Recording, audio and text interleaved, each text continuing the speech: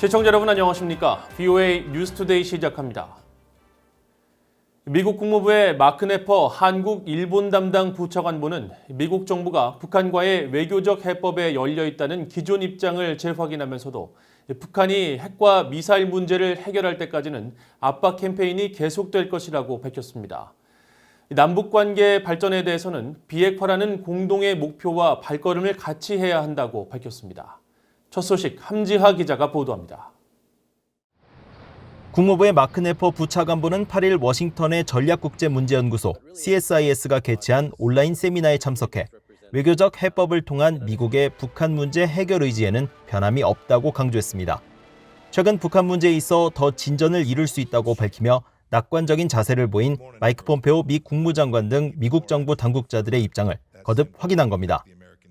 That we remain open to dialogue, we remain open to a diplomatic solution, that we continue to hope to actualize the spirit of the Singapore statement and the goals contained therein, normalizing and transforming the U.S.-North Korea relationship.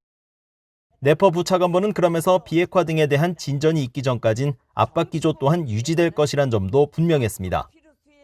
But at the same time, until and unless North Korea responds to the will of the international community and addresses its nuclear and illicit missile programs, the pressure campaign will continue. 최근 북한의 김정은 국무위원장이 신종 코로나 바이러스에 감염돼 치료를 받고 있는 도널드 트럼프 대통령에게 위로 전문을 보낸 사실도 언급했습니다. 북한이 공개적으로 미국에 위로 표명을 한 것은 9.11 테러 사건 이후 19년 만에 처음이라면서 김 위원장이 미국의 지도자를 지켜보고 우려를 표명한 건 좋은 신호라고 강조했습니다. 네퍼 부차관보는 이어 남북관계 개선에 강한 의지를 보이고 있는 한국 정부와 관련한 질문에 대해서는 비핵화라는 공동의 목표와 남북관계 개선이 함께 앞으로 나아가고 서로를 보완할 수 있도록 확실히 하고 있다고 지적했습니다. So, as President Moon himself has said, these two issues, North-South and denuclearization, are inextricably linked. And so this is why intense conversations at every level do take place. 이런 가운데 로버트 오브라이언 백악관 국가안보 보좌관은 7일 네바다 대학에서 열린 세미나에서 제재의 효과를 설명하며 북한 등을 거론했습니다. 오브라이언 보좌관은 세컨더리 보이콧, 즉 제3자 제재 등 많은 수단을 가지고 있는 미국의 제재가 효과를 발휘할 수 있다면서도 대상국이 제재를 견딜 돈과 자원이 있거나 자국민의 희생을 기꺼이 감수하려 할 경우 제재가 영향을 발휘하는 데 시간이 걸릴 수 있다고 지적했습니다. VOA 뉴스 함지하입니다. 문재인 한국 대통령이 비영리 단체 코리아 소사이어티의 화상 연례만찬 기조연설을 통해 다시 종전선언의 필요성을 강조했습니다. 미국 내 전문가들은 기존의 입장을 되풀이한 것이라는 지적과 함께 종전선언의 필요성에 대해 의문을 제기하거나 11월 대선 후 논의 가능성 등을 언급했습니다. 미국 국무부는 미국 싱가포르 정상회담 합의 도달을 위한 유연한 접근 방식을 언급하는 기존 입장을 밝혔습니다. 김영교 기자가 보도합니다. 주한 미국 부대사를 지냈던 마크 토콜라 한미경제연구소 부서장은 문재인 한국 대통령이 7일 미한 교류 촉진을 위한 비영리단체 코리아 소사이어티 행사 화상연설을 통해 다시 강조한 종전선언은 새로운 게 아니라고 말했습니다.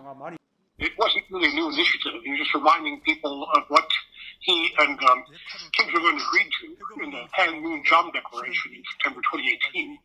So way back then they called for a declaration to end the war. 토콜라 부소장은 그러면서 정전협정으로 사실상 한국전쟁을 끝낸 상황에서 종전선언협정이 왜 필요한지에 대해선 혼란스럽다면서 문제는 전쟁이 끝나지 않은 게 아니라 정전이 끝나지 않은 것이고 이는 국제법적으로도 복잡할 수 있다고 덧붙였습니다. 미국 국제전략문제연구소 CSIS의 수미테리 선임연구원은 화상회의에서 문 대통령이 북한과 관계 개선을 하고자 하는 의지는 이해가 가지만 한국 국민이 북한군에 의해 사살된 상황에서 이를 추진하는 건 적절치 않아 보인다고 말했고 빅터 차 한국 석자는 한국이 종전선언을 이루기 위해선 미국은 물론 일본 등 주변국들의 호응을 얻어내는 게 무엇보다 중요하다고 강조했습니다. Blue House needs to think about, cannot see trilateral and Seoul-Tokyo relations as being irrelevant to that goal. If that's the goal they're after, they need to understand that this is important, in their effort to achieve that goal. You have to get consensus from everybody. 미국 해군 분석센터의 켄 고스 국제관계국장은 북한군에 의한 한국 공무원 총격 피살 사건이 있었지만 문 대통령은 기존 전략을 계속 추진하는 것이라고 말했습니다. The death of one individual, the unfortunate incident, while it is a setback, it shouldn't completely torpedo that strategy. I think that President Moon sees this is a rare opportunity in this time frame, given how North Korea has begun to somewhat come out of its shell. 미국 국익연구소의 해리 카지아니스 한국 담당 국장은 미국 대선을 앞둔 현재 상황에서 종전 선언을 추진하기는 불투명하다고 지적했습니다. There's nothing that Donald Trump can really do right now. I don't think Kim Jong-un is going to take the risk. Do I want to expend any political capital with Donald Trump, knowing he might not be the president? And maybe Joe Biden would, go along with such an end-of-war declaration. 미국 국무부는 문 대통령의 종전 선언에 대한 입장을 묻는 VOA의 질문에 북한이 더 밝은 미래를 실현시킬 수 있도록 북한과 의미 있는 협상에 임하기 위해 미국은 전념하고 있다고 밝혔습니다. 또 그런 제안은 테이블 위에 여전히 남아있다면서 미국은 싱가포르 정상회담에서의 모든 약속에 대한 균형 잡힌 합의에 도달하기 위해 유연한 접근을 할 의향이라는 기존의 입장을 재확인했습니다. VOA 뉴스 김한교입니다. 미국의 대통령 선거가 약 한 달여 앞으로 다가온 가운데 미국의 방첩기관은 중국과 러시아, 이란을 선거에 영향을 주는 3대 위협국으로 지목하고 나머지 국가들은 영향력이 크지 않다고 밝혔습니다. 윌리엄 에반이나 미국 국가방첩안보센터 국장은 최근 미국의 허스트 TV와의 인터뷰에서 북한과 쿠바, 사우디아라비아가 미국의 선거에 영향을 미치기 위해 노력하고 있다고 언급한 데 대해 실제로 이들의 선거 영향력을 묻는 사회자의 질문에 미국은 중국과 러시아, 이란을 3대 주요 위협으로 꼽고 우려하고 있다며 나머지 국가들은 영향력이 크지 않다고 말했습니다.